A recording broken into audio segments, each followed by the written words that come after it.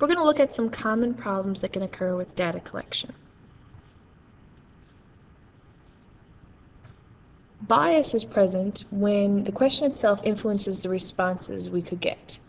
So with bias, we can easily see the opinion of the person who's asking the question. Use of language is involved here because it's usually the bias is usually shown through the language used in the question. Here's an example. The question is asking us if we agree. So the word agree is used. That's already telling us that the person who's asking the question has this opinion, that 45 minutes for nightly homework uses up too much free time. So the words too much are also a poor use of language. So it's sort of like when we read the question, we already know what answer is expected of us. And people tend to want to be agreeable and will agree with things that they might not have come up with on their own.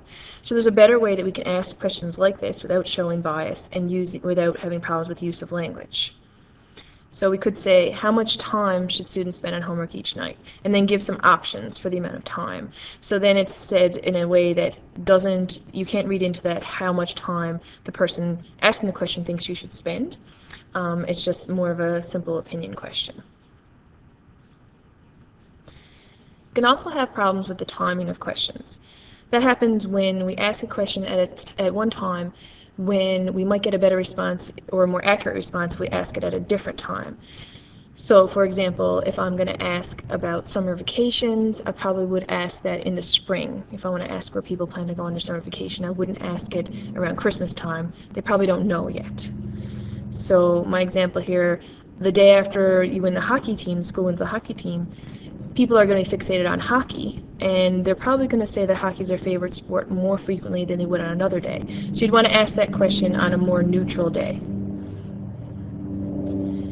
Separate from timing, we can also have an issue with time. So an issue with time is actually how much time the survey would take. People don't want to spend a whole lot of their time doing surveys. So, for example, a 40-minute survey is more than most people are willing to spend on a survey. And then you probably won't get as many results as you would like because people will refuse to do the survey. You have to also take into account the cost of the data collection.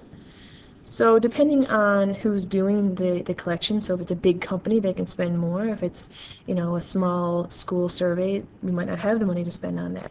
So if we were to say to hire people to go door to door delivering questionnaires, that could be a problem because you're going to have to pay the staff, pay for the questionnaires to be printed on, and so on. So you have to consider how much cost you're willing to absorb in collecting your data.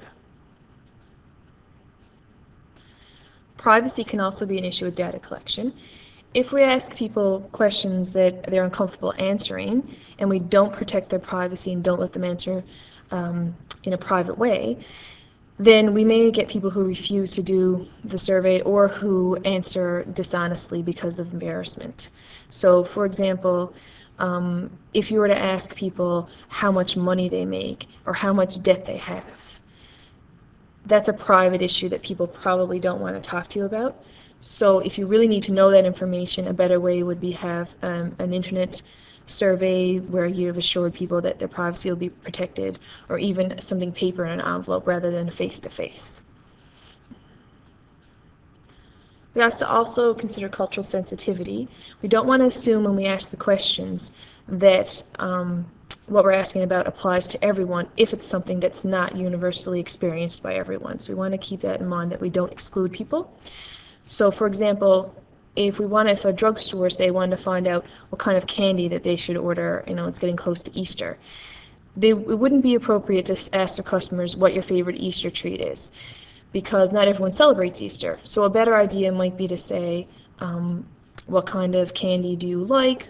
Or you could just say, do you plan on celebrating Easter? And then follow up with a question on the candy if they say yes. We have to also consider ethics. Ethics come into play when we tell people that we're collecting data for one reason, but then use it for another. So, for example, if we had campers at a camp and they were given a survey to see what snacks they would like the favorites in the canteen. And they're told that that's so that the canteen can make sure they have enough of those snacks. But then they see that the prices of those snacks has gone up. So they're told that the information would be used in order to order enough of their favorite snacks, but it was actually used against them in order to make them pay more. So that would be a problem with ethics. That would be considered unethical.